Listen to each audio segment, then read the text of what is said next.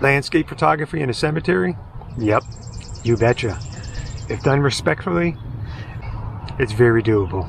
Let's go. What do you do as a landscape photographer when your morning plans end up being a sunless sunrise?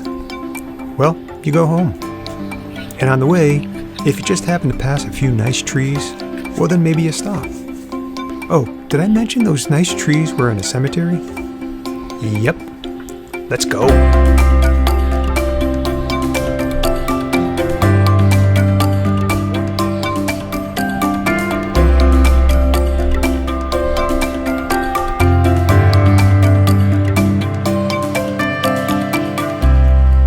Alright, the idea may be a little tacky, or perhaps somewhat weird, but hey, trees are trees.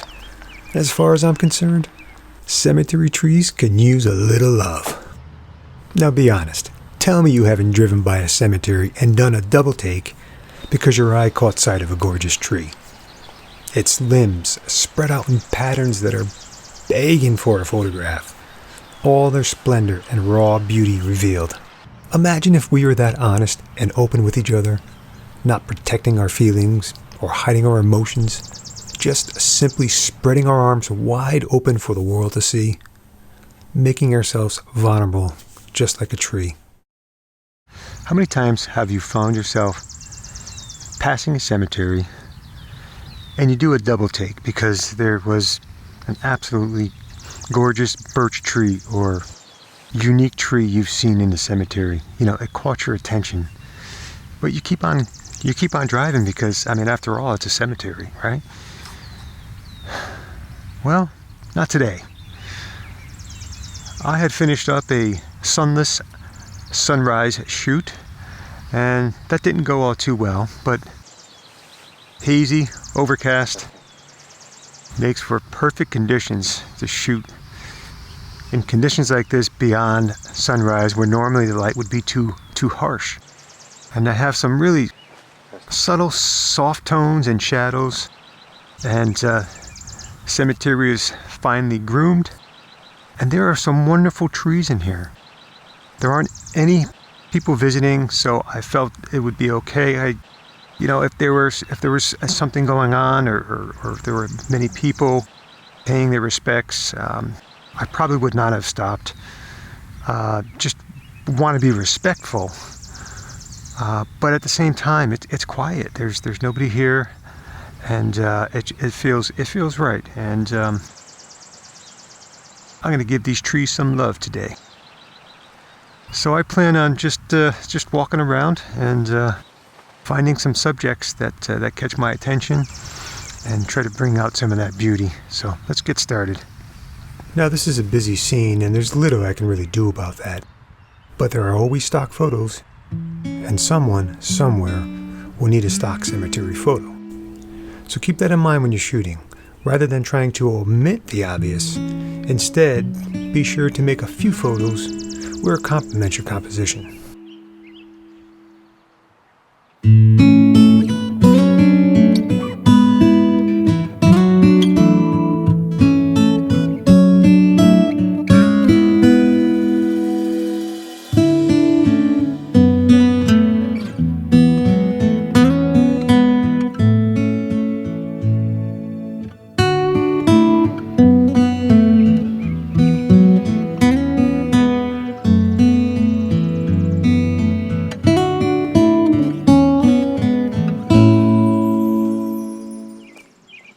Okay, so these silver maple trees here really caught my eye. Now there are 4 of them, and in general rule of composition, we usually compose subjects, if there's more than one, usually in odd numbers, 1, 3, 5, 7. And so we're going to break the rules a little. What we can do is we can use symmetry to offset the lack of having odd numbers. And again, it's just a rule, right? You got to go with feels right. That feeling you get when something just really enlightens the spirit, right? It really motivates you. You see something, you do a double take.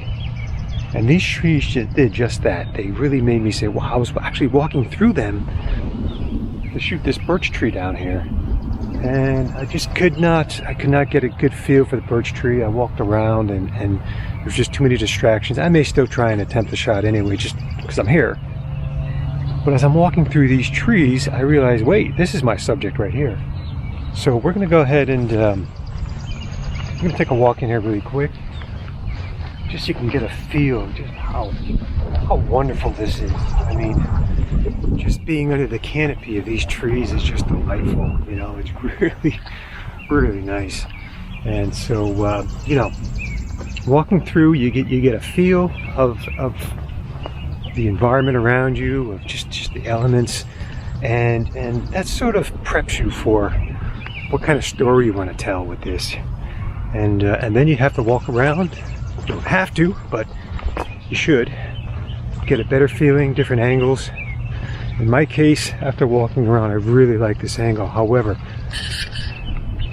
there may be some distractions, and I may come in from this side, because over here we have not too much in the background. So I'm going to play around with this a little and see what we get.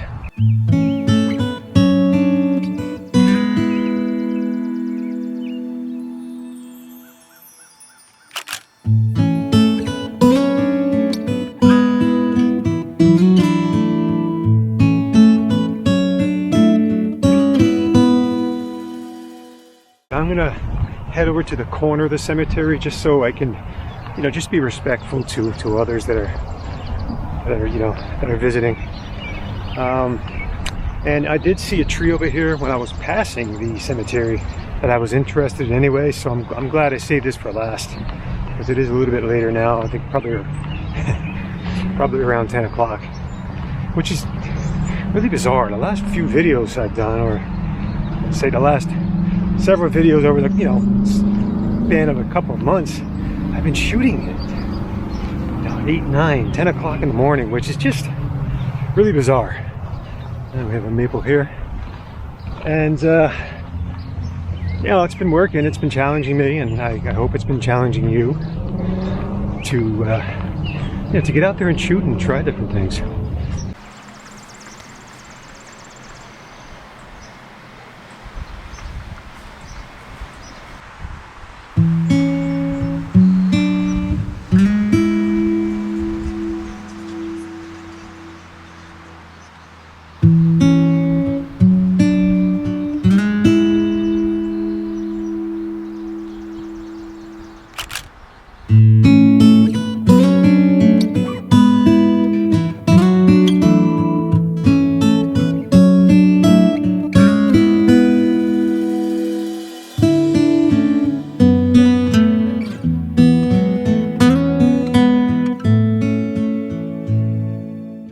All right, one last shot of the day. It's getting a little later now. It's getting a little busy.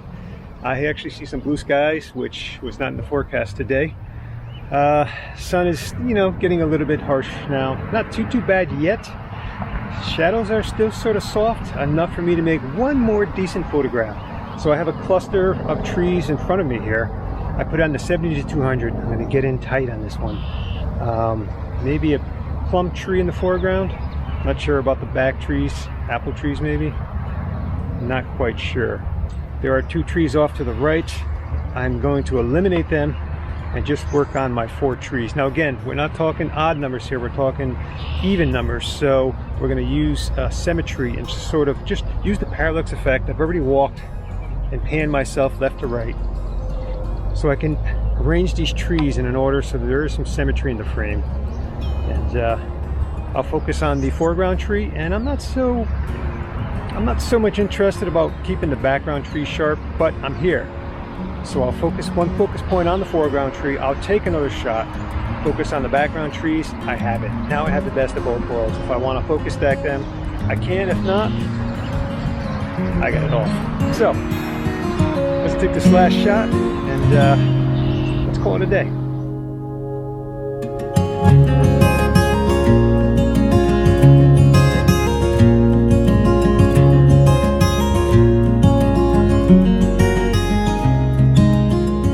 One last shot of those plum and apple trees back there, and I did compose it for 3 trees using symmetry as well. So Not sure if that will make the video or not. And as it turns out, it did make the video. Question is, which one do you like better, 4 trees or 3? Let me know in the comment section. So next time you're looking to photograph trees, or simply get out with your camera, don't limit yourself to the possibilities that may be hidden in plain sight.